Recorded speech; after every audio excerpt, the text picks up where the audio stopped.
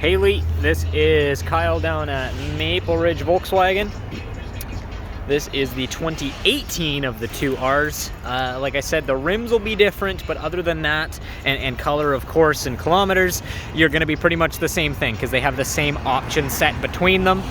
What I was talking about, the difference between the 18s and 19s and the 16, 17s, you'll see, so the valence underneath here, and again, like I said, no fog lights because you have intakes, you can kind of see in there, and then the different headlights, so slightly different as far as the shape is concerned. But other than that, they're stellar looking cars. You can't quite see mine, which is across the road there, but I've got a white one myself, so like I said, I know them quite well. These are the Spielbergs like I was talking about, and you do have winter tires on them. You can see Wintercraft down right there, and you can see obviously sipes and all that with decent amount, and they do have the 10 spoke that's spun as well. These cars also, like I mentioned, you are the same size and general shape as a GTI or a Golf from all the way back in 2015 to now. If you do notice in the video, you can see a little bit actually down here. That's just polish that they've done. That would come off, that would just wipe off. Cool things as well, so the Golf Rs have quad exhaust. You do have a valve in the outer two pipes that does help quiet or obviously get louder for your exhaust note. That is something you can control from in the cabin. The other cool thing is you can see, so the logo here is the latch to open it up, and then underneath there as well, that is a little flap for your backup camera, so it pushes the logo up like that when you are backing up. As far as space in the back is concerned, when everything is put together, you have this much. So again, just for reference, you have almost an arm's length to the shoulder all the way back to here. Now the cool part about these is, and it's going to be a little bit tricky with doing it with one hand, is you can drop the floor in here as well.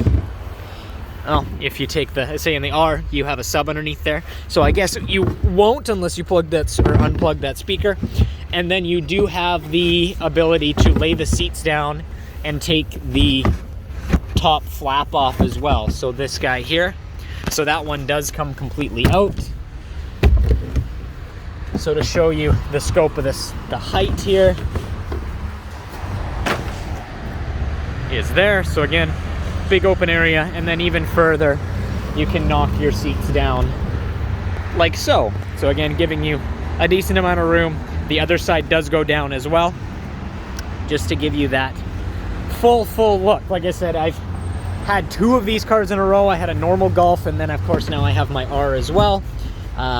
Same shape, same size, and I did very well for that. Oh, sorry, just piecing everything back together.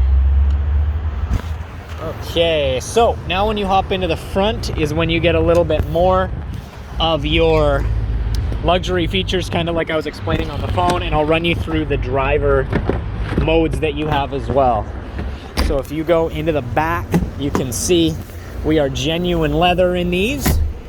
You can see the leather in this one is in good shape. So this is the 18. So you've got that. So you've got water just on there for my hand there. So everything else, very good shape. You are perforated to help it breathe a little bit as well. And just with the style, you have a full power seat on the driver's side with lumbar support. And then you have R embroidered in the front two seats. Now when we hop in, and of course rubber floor mats with the R on there as well. You hop in, the 1819s are the ones that added the digital dash in here, as well as a bunch of the screen as well. So your proximity with the start. You do have parking sensors on this guy, like I mentioned. You do have different modes of, just to show you, sorry, you do have different modes of traction control and everything as well. And one of the best things about having here the digital dash is the ability to have your map here. So you can control everything with the controls right there to go through. So if I'm manipulating the center, I can mess with a whole bunch of stuff. So you can change different things along with what you like in the outsides. So you can do that. A lot of people like gear and speed, of course. And then if you go back out, you can actually change what's in the middle as well. So if you want to see the radio station you're on, which phone is connected, vehicle status, so a couple different things. They have a lap timer here, which I find pretty funny. And then you have driving data, So you have a bunch of different things as well. So oil temperature, you can have posted your range, average speed, your general speed and stuff like that if you don't have it in the middle of the gauges. Most people do have either the assist system, so this is the radar cruise control and lane assist for these guys as well. So that shows everything in there, or people have the navigation map there and you can make your gauges slightly smaller as well. With all of these, and that's the gauge is smaller there, so you can manipulate it a little bit. With all of these, you do have our screen in here as well. Everything is pretty much made to work like a phone, so you have a settings menu in the bottom right-hand corner of each screen.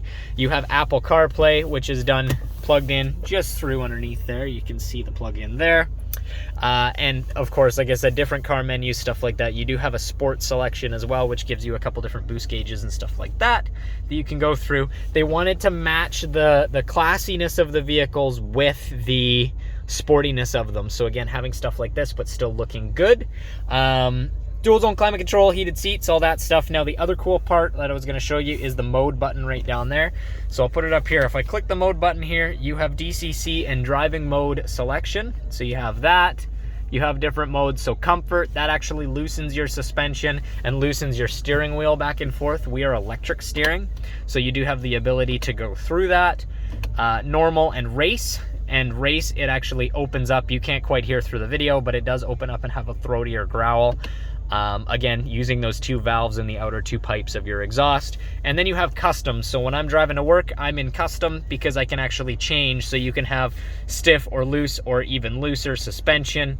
You can have a bunch of different for the steering as well. Again, stiff or loose steering and drive system and everything too. So again, the suggested gears.